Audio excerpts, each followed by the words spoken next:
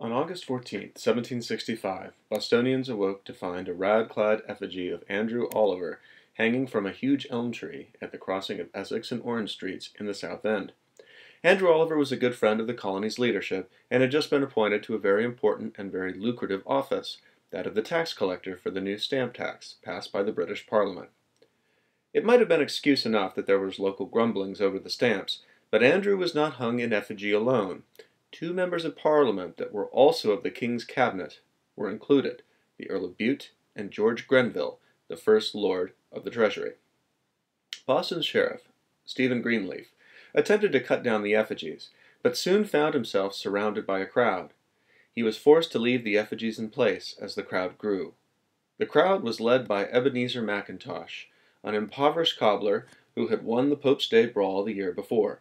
Now that deserves a little explanation. Guy Fawkes Day, hopefully you remember this from a few lectures back, was celebrated in all the British colonies, usually as Pope's Day. It celebrated the uncovering of the gunpowder plot, in which the Catholic conspirators wanted to blow up Parliament and the King. Guy Fawkes was the one who was caught down in the basement with the gunpowder. In Boston, throughout the 18th century, gangs of artisans and laborers got together on November 5th at opposite ends of the town and began a dual march towards the center. Each carried an effigy of the Pope. The crowd knocked on doors along the way, asking for gifts, which usually came in the form of liquor. When they reached the Boston Commons, the two sides would brawl, and the winners would win both the effigies and would be kings for a day. Ebenezer Mackintosh had led the Southies in 1764, and they were victorious. Now, 9 months later, he was leading the crowd again in protest of the Stamp Act. The crowd cut down Andrew Oliver's effigy and performed a mock funeral for it. Ebenezer Mackintosh then led the funeral procession to the wharves, where Oliver's new office, a four-sided brick building, had just been completed. The rumor was that the stamps were to be distributed from this office. The crowd razed the building to the ground in 30 minutes flat. The timbers from the frame were stamped, symbolically of course, and then taken to Foot Hill, which overlooked Oliver's luxurious house. A bonfire was started atop the hill. Then Oliver's house was looted and destroyed.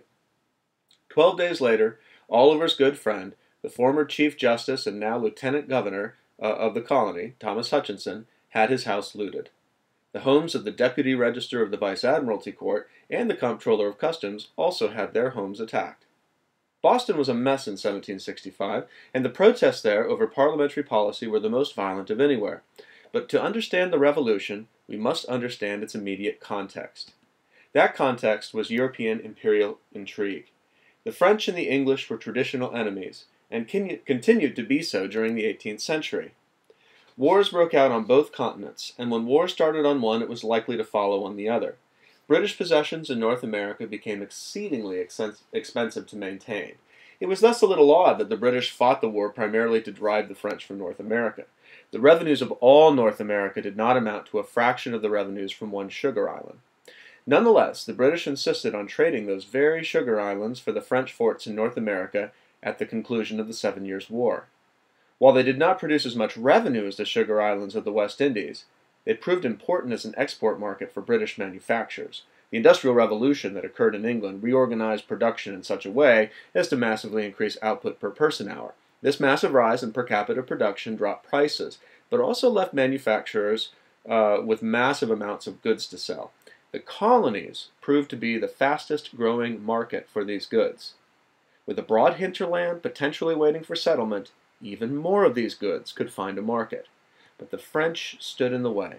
The French, who settled North America thinly, nonetheless had powerful alliances with Native Americans, and were able to marshal those alliances to keep the colonists out of the interior.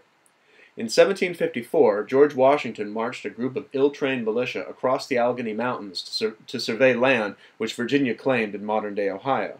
He encountered a contingent of French and Algonquin and lost the skirmishes, ultimately signing humiliating conditions of surrender that set in motion the events that would lead to the 7 Years' War, which broke out in 1756.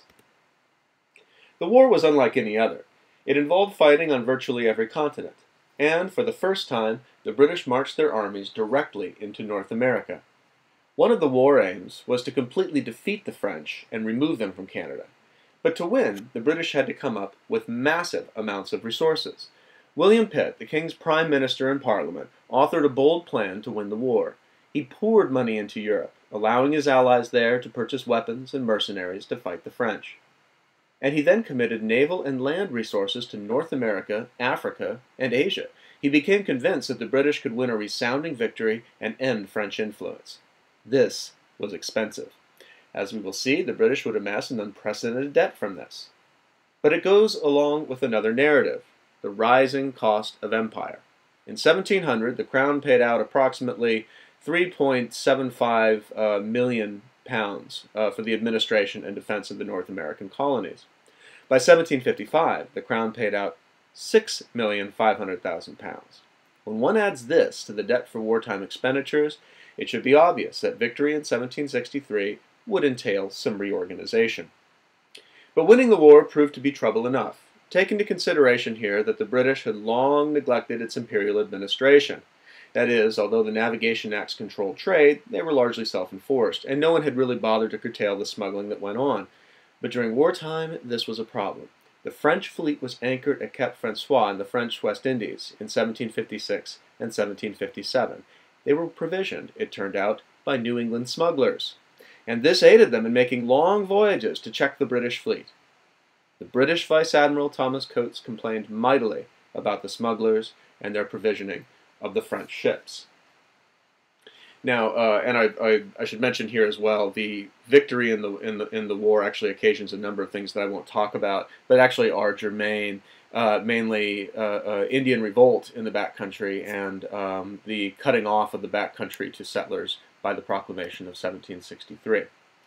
The British, however, in the meantime, were concerned about smuggling, and here chronologically we're looking at 1756, 1757. This period of time during the 7 Years' War. Crown officers in the colonies invoked parliamentary law to begin the crackdown. One way in which this was carried out was to invoke the writs of assistance to attack smugglers, and the writs of assistance case traces its origins to this policy. But there were problems beyond this for British authorities. New England judges might have been willing to act against smugglers, but New England juries proved reluctant to convict them. The British began prosecuting smugglers before the Vice Admiralty courts at Halifax and Nova Scotia in response. Vice Admiralty courts came from Admiralty jurisdiction, that law which extended to the high seas and was descendant from the prerogative of the Crown. And prerogative courts did not have a jury to contend with. A final problem was provisioning. When the Redcoats arrived and made their way across New England to fight the French, British officers were amazed that townsmen refused them provision and quarters. While the officers often requisitioned on their own authority, Parliament responded by passing the Quartering Act of 1765. From then on, colonial civil officers, magistrates, constables, and justices of the peace had the authority to requisition barracks or inns and private residences, if no barracks were available, for the quartering and provisioning of troops. The date should be important here. The 7 Years' War was over in 1763. The army remained. Now, think about this for a moment. We go back to the 17th century and think about the struggles between king and parliament and the larger trends, the movements towards absolutist government. The primary weapon of absolutist monarchs against representative government had been the standing army, which owed its loyalty to the king. One of the settlements of the Glorious Revolution of 1688 was that only Parliament, and not the king, could authorize a standing army. The British did indeed have a standing army in the 18th century, but it was standing at the behest of Parliament and funded by Parliament, not by the king. Many in the colonies now began to question why colonists had to suffer a standing army in their midst. If the disputes had been solely over smuggling, that would have been that. But the need to pay off the debt accumulated throughout the 7 Years' War led to another set of disputes, the first of which was over the Sugar Act. The Sugar Act was the first part of this new reorganization of the empire. But the Sugar Act did not raise taxes. It lowered them. In fact, it cut the tax on molasses in half. But this was not a good deal, because the tax on molasses had never really been collected, thanks to smugglers in part, but also to the lax collection of customs duties. George Grenville, First Lord of the Treasury, shored up the British system by forcing customs collectors to do their job.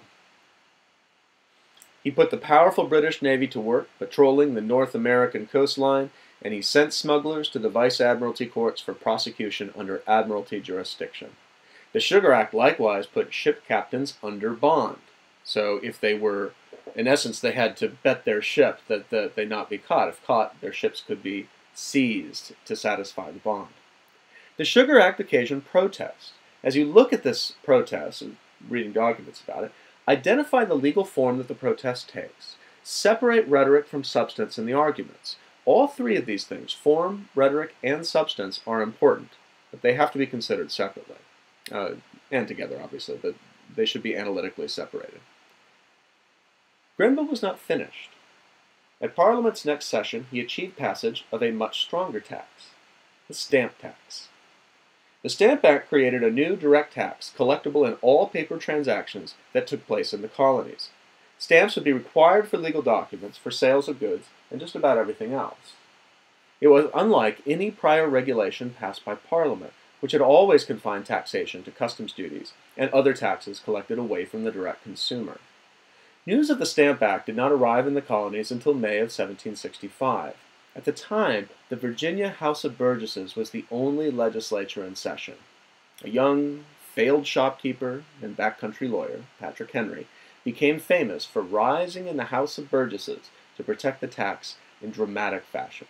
The climax of his speech was a literary flourish, warning of the drastic effects that a direct tax on the people of the colonies, voted without their consent, would bring. Caesar had his Brutus, said Patrick Henry before the House. Charles I had his Cromwell, and George III. But Patrick Henry at this point was drowned out by cries of treason, treason from the other burghers, and so he relented. The House of Burgesses passed resolutions against the Stamp Act, claiming that the right to tax was a local prerogative, and adjourned. But this polite and legal protest was also met with concerted popular protest. In Boston, it was the most furious. Part of this doubtlessly had to do with Boston's decreased position in the colonies. It had been the superior port in North America during the 17th century, but had hardly grown since then. Philadelphia had overtaken it as the most prosperous of American port towns, and New York was close upon Philadelphia's heels. Boston, by contrast, had stagnated and was suffering a long-standing recession. Its impoverished residents could barely afford to pay what taxes it did. This fact is verified by historians who have reconstructed Boston's economic history quite painfully, I would add, in the 17th century. And they show that, for instance, that this isn't just a question of people being impoverished. You have longitudinally stagnating and falling wages. You have declined in the number of people performing skilled trade. You have an outflow of capital throughout the first half of the 18th century. I mean, this really was a depressed economy, no question about it. And New York and Philadelphia, by contrast, are booming. The 7 Years' War, of course, creates a new demand for supplies, mainly for food, most of which was ported through New York and Philadelphia.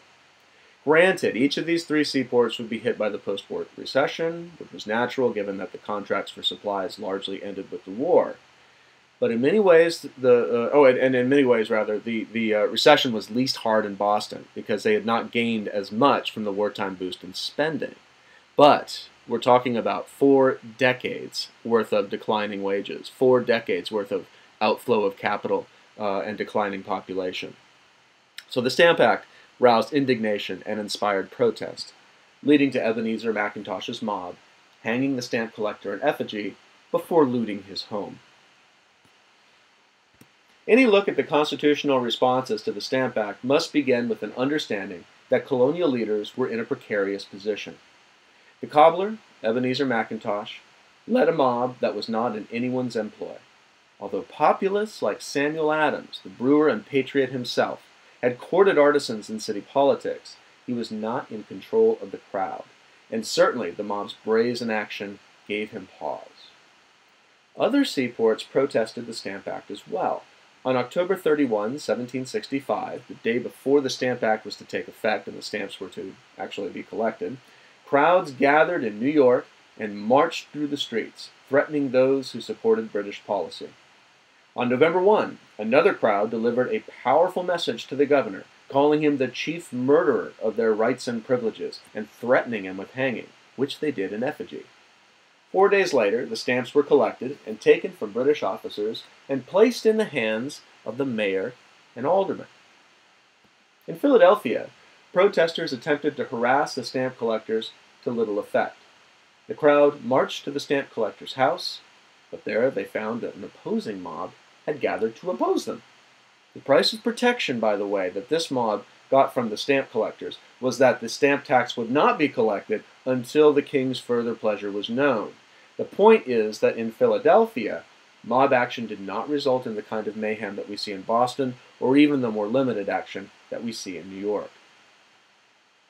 The elites tried to get control of this situation by doing something new, appointing delegates to meet together in New York City. 9 of the colonies sent representatives to this first ever Continental Congress. The body had no legal standing, but they nonetheless issued resolutions as if they were a representative assembly. The resolutions were communicated to the British. So too was news of the widespread popular revolt against the tax. The colonists were successful in their protests. Parliament repealed the Stamp Act, but it passed this, or rather, it repealed it, or with the repeal, rather, they passed the Declaratory Act. The Declaratory Act stated that Parliament had the right to legislate for all matters regarding the colonies. And this, by the way, became a consistent British policy, to compromise on the political policy itself while asserting the constitutional principle.